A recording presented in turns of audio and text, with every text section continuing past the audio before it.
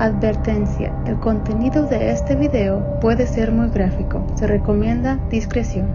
Hola, mi nombre es Jessica Jennings y esto es Miércoles de Morbo. Cada miércoles comparto historias de asesinatos reales. Si eres nuevo aquí, asegúrate de hacerle clic en el botón de suscripción. Vamos a empezar. Hoy hablaremos de la tortura de Kelly Ann Bates a manos de su pareja James Patterson Smith, de 49 años de edad. Kelly Ann tenía solamente 17 años. Según una organización benéfica en la Gran Bretaña de protección infantil, el grooming se le refiere a que el pedófilo prepara al menor de edad y lo moldea de acuerdo a sus deseos y necesidades, para manipularlo, explotarlo y abusar de él. Estos casos aumentaron con el uso de las redes sociales, pero mucho antes de la era digital, estos enfermos individuos se acercaban directamente a sus víctimas y, mediante artimañas, se ganaban su confianza. Así lograban alejar a sus víctimas de sus familiares y amigos. Estos casos suelen tener finales que terminan en tragedia, especialmente cuando las perversiones sexuales del agresor se suman con los instintos violentos y sadísticos del psicópata. A finales de la década de 1990, en el estado de Manchester, en Inglaterra, ocurrió uno de estos casos. Fue tan perturbador el crimen que quienes estuvieron involucrados requirieron ayuda psicológica. La víctima de esta historia fue Kelly Ann Bates, una adolescente nacida el 18 de mayo de 1978 en Hattersley, Gran Manchester, Inglaterra, en el Reino Unido. Kelly Ann fue la segunda hija del camionero Thomas y de su esposa Margaret Bates, una ama de casa. La chica tuvo una infancia feliz y despreocupada, junto a su hermano mayor Andrew Bates y su hermano menor Paul Bates. Crecer en medio de dos varones hizo de Kelly Ann una niña fuerte y algo masculina. Ella disfrutaba de los deportes y las actividades al aire libre. Thomas y Margaret, sus papás, organizaban su tiempo para llevar de vacaciones a sus hijos. Las costas de las islas de Gales fueron los destinos favoritos de esta típica familia británica durante los veranos. Kelly Ann contaba los días para cada uno de estos viajes. En la escuela, ella se destacó por ser muy estudiosa. Desde temprana edad, ella mostró un profundo instinto maternal y, de acuerdo con sus padres y sus amigos, ella tenía el gran sueño de convertirse en maestra. Ese apego por los niños y la necesidad de sentirse independiente y obtener su propio dinero para sus gastos llevaron a Kelly Ann a trabajar como niñera. Con apenas 14 años, la jovencita se convirtió pronto en una de las niñeras más solicitadas y apreciadas de su comunidad. Las familias que contrataban sus servicios adoraban el cariño y el esmero con los que ella cuidaba a sus hijos. Pero justamente en una de esas jornadas, la vida de Kelly Ann cambió de repente. Esa noche, una familia para la que trabajaba recibió la visita de un amigo de la familia. Tras compartir la velada, el hombre se ofreció a llevar a Kelly Ann hasta su casa. Ni sus empleadores ni Kelly Ann sospecharon que tras ese aparente acto de caballerosidad se escondía un hombre con negras intenciones. No se sabe lo que pasó en el trayecto entre la casa donde trabajó la adolescente y el hogar de Kelly Ann, pero lo cierto es que a partir de ese encuentro, el nombre de James Patterson Smith quedaría ligado por siempre al de Kelly Ann, y no por las mejores razones. James Patterson Smith nació en 1948. Él vivía en Furnival Road, en Corton, Manchester. Sus vecinos lo consideraban un hombre reservado, orgulloso de su casa, muy limpio y celoso de su intimidad. También fue conocido por carecer de vicios comunes, ya que nunca se le vio fumando o tomando alcohol. Pero tras la apariencia de un hombre recto y pacífico que él aparentaba, se escondía un verdadero monstruo. El pasado oscuro de James Patterson Smith en que sobresalieron continuos actos de misoginia. La misoginia es la actitud de odio, rechazo y desprecio de los hombres hacia las mujeres. Así como Randy Roth, de quien hablamos hace tiempo. James Patterson Smith mostraba violencia contra sus parejas, así como ciertas inclinaciones pedófilas. En 1980, James se divorció tras una década de matrimonio. Cansada de sus maltratos y abusos físicos, su ex esposa decidió dar por terminada la unión y puso tierra de por medio. Pero la soltería no se le daba muy bien al hombre, que en ese entonces era un treintañero, y comenzó a salir casi de inmediato con Tina Watson de 20 años. Según el testimonio de la joven, la relación con James se prolongó durante 2 años. En ese tiempo, él la convirtió en un saco de boxeo. Tina contó que las palizas comenzaron poco a poco, con bofetadas y golpes, pero la violencia fue escalando. Cada episodio resultó más aterrador que el anterior. La joven afirmó que en una ocasión le lanzó un cenicero en la cabeza. Puñetazos y patadas se repitieron sin cesar. Un día, mientras ella estaba tomando un baño, James la tomó del cuello y trató de empujar su cabeza bajo el agua. Luego del perturbador suceso, ella finalmente decidió abandonarlo. En el año de 1982, cuando James dejó de esconder su atracción por las menores de edad, su nueva pareja fue la agradable adolescente Wendy Motorshed, de 15 años. James empezó a cortejarla sutilmente y en ese proceso él la moldeó hasta hacerla una mujer sumisa. Al poco tiempo de estar juntos, él mostró su verdadera personalidad. Las constantes agresiones a las que la sometió se salieron de control, cuando en un arranque de ira, él sostuvo su cabeza bajo el agua en el fregadero de la cocina intentando ahogarla. Demasiado asustada para hacer o decir algo, la pobre de Wendy soportó con resignación las agresiones de su novio, pero un día no pudo más y se escapó. Así pasaron los años, hasta que en 1993, James, ahora de 46 años, se topó con Kellyanne, una chica que encajaba en su perfil, a la que podía someter y manipular hasta tomar el control total de su vida.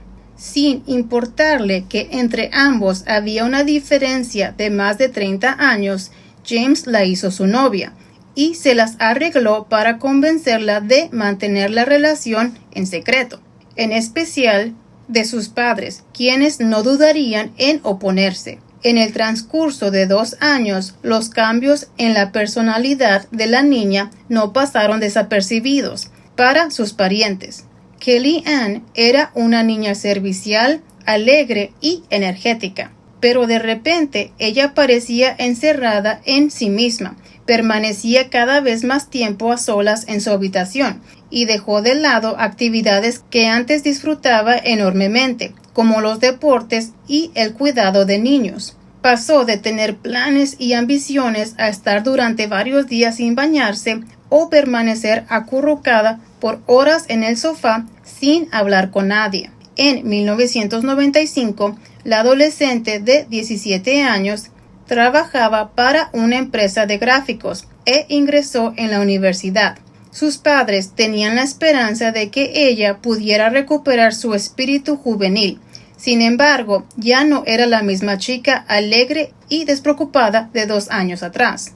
Las alarmas se encendieron cuando en una ocasión Kellyanne llegó a casa de sus padres con moretones en la cara. Su excusa fue que unas chicas la habían atacado en la calle. La intuición materna de Margaret, o sea su mamá, le decía que a su hija le pasaba algo y empezó a sospechar y estar más atenta de las actividades de su hija, hasta que a mediados de 1995, cuando Kellyanne llamó a James, Margaret descubrió finalmente el secreto que había guardado la adolescente, a quien no le quedó más remedio que confesar a su familia que ella se estaba viendo con un hombre mayor. Su madre no podía estar más alterada y asustada por la noticia. Sin embargo, decidió darle un voto de confianza a su hija, quien, aconsejada por James, le mintió a todos al decir que él estaba en sus 30. Poco después, cuando finalmente Margaret conoció a ese hombre, en su cocina se dio cuenta del engaño, ya que no parecía de 30, y desconfió de las intenciones de James hacia su hija Kellyanne. Años después de ese momento, Margaret Bates como sintió una gran repulsión al conocer al tipo, cuando él estaba visitando la casa de ella. Según Margaret, en ese preciso momento, la invadió el impulso de tomar el cuchillo que estaba sobre la mesa y apuñalarlo hasta matarlo.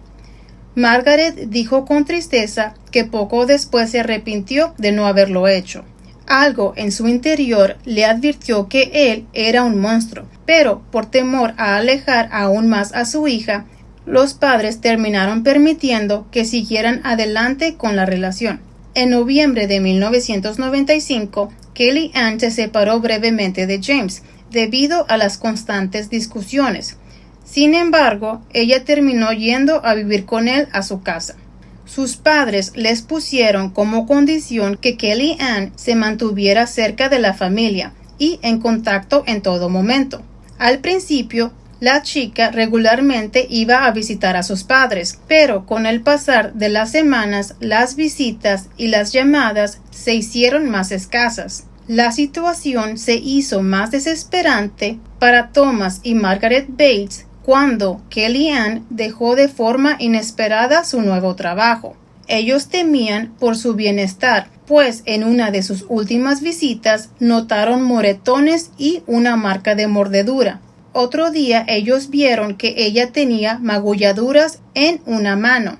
Sospecharon que James la golpeaba, pero ella siempre lo negó. Cuando le preguntaban sobre esas lesiones, su hija siempre respondió con evasivas o afirmó que eran productos de algún accidente doméstico. Sus padres le suplicaron que dejara a James y volviera con ellos, pero sus intentos fueron en vano. Durante las escasas conversaciones telefónicas que pudieron tener con ella, su forma de hablar y su extraño comportamiento los llevó a deducir que James estaba presente controlando cada palabra. Él había logrado lavarle el cerebro a su hija para separarla de sus parientes y amigos, quienes, a pesar de su preocupación, estaban lejos de imaginar el infierno en el que se convirtió la vida del adolescente. A estas alturas, Kellyanne se había convertido prácticamente en una prisionera. Sus contactos con el exterior terminaron casi por completo.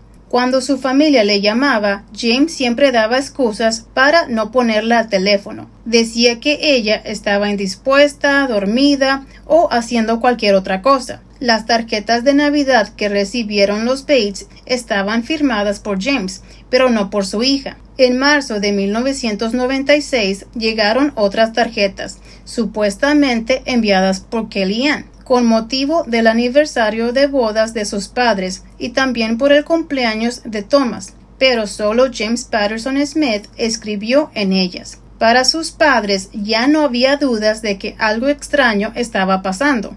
Andrew, el hermano mayor de Kellyanne, se dirigió a la casa de James para asegurarse de que todo estuviera bien y poder calmar a sus angustiados padres. Pero James le dijo que la chica no estaba en casa. Una vecina, preocupada porque pasó un tiempo sin ver a Kellyanne, preguntó por ella y pudo verla brevemente a través de una ventana de arriba. James le dijo a la vecina que ella estaba enferma y que por eso no podía bajar a hablar con ella. Esa sería la última vez que alguien, además de James, vería con vida a la chica. Los padres de Kellyanne intentaron lo que pudieron para separarla de James. Incluso presentaron una denuncia ante servicios infantiles y también la policía local, pero nada pudieron hacer, pues, de acuerdo con las leyes británicas, la joven era mayor de edad y estaba en capacidad de tomar sus propias decisiones. Entretanto, tras las cuatro paredes de la vivienda que Kellyanne compartía con James, se estaba desarrollando una historia de horror. Durante el último mes, entre marzo y abril, la adolescente padeció lo inimaginable. El 16 de abril de 1996, James, de 49 años, acudió a una estación de policía y dijo que había matado accidentalmente a su novia de 17 años. Según su historia, mientras estaban en la bañera, ella tragó agua y como la joven solía fingir estar inconsciente, ¿quién finge estar inconsciente? Que él la dejó sola y volvió al baño 2 o 3 veces hasta que comprobó que no estaba actuando. Él alegó que él trató de reanimarla, pero que ya estaba muerta. No obstante, cuando los oficiales se dirigieron a la residencia de James, ellos se encontraron con un escenario totalmente distinto. Ellos hallaron el cuerpo desnudo de la chica en la bañera y observaron rastros de sangre en cada una de las habitaciones de la casa. El examen forense confirmó lo que a simple vista era evidente. La muerte de Kellyanne no fue accidental, sino el producto de uno de los homicidios más horrorosos de la historia criminal británica. Los patólogos descubrieron entre 150 y 200 lesiones en distintas partes del cuerpo. Asimismo, la necropsia reveló que durante las 4 últimas semanas de su vida, Kellyanne permaneció atada e inmovilizada mediante una ligadura en su cuello. El mismo día en que se presentó en la sede policial, James fue dejado bajo custodia. Dadas las evidencias, él fue acusado del asesinato de Kellyanne. Al día siguiente del hallazgo, la familia del adolescente recibió la noticia más dolorosa de sus vidas, pero lo peor vendría durante el juicio, cuando tuvieron que escuchar todo el calvario que padeció la chica en manos de su asesino. Los detalles que se revelaron fueron tan espeluznantes que el detective a cargo de la investigación, Joseph Monaghan, de la policía de Gran Manchester, afirmó que en su trayectoria de 15 años nunca había visto un caso tan horrible como este.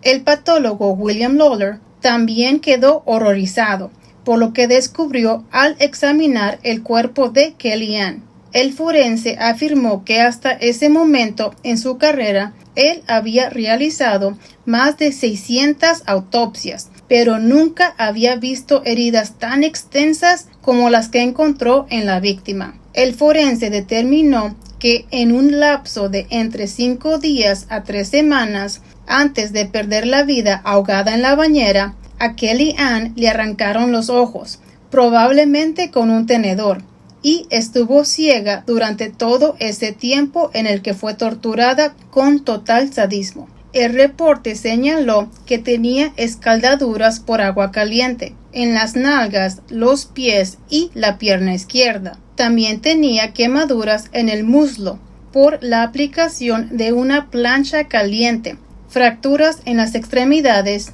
y múltiples heridas causadas por cuchillos, tijeras y otros objetos filosos. Incluso encontraron cortes dentro de su boca y en las cuencas vacías de los ojos. El espantoso sufrimiento que padeció la adolescente en las últimas semanas de vida incluyó aplastamiento en ambas manos, mutilaciones en las orejas, nariz, boca y genitales, así como una pérdida considerable de peso, alrededor de 20 kilos, y deshidratación como consecuencia de estar privada de alimentos y agua durante varios días.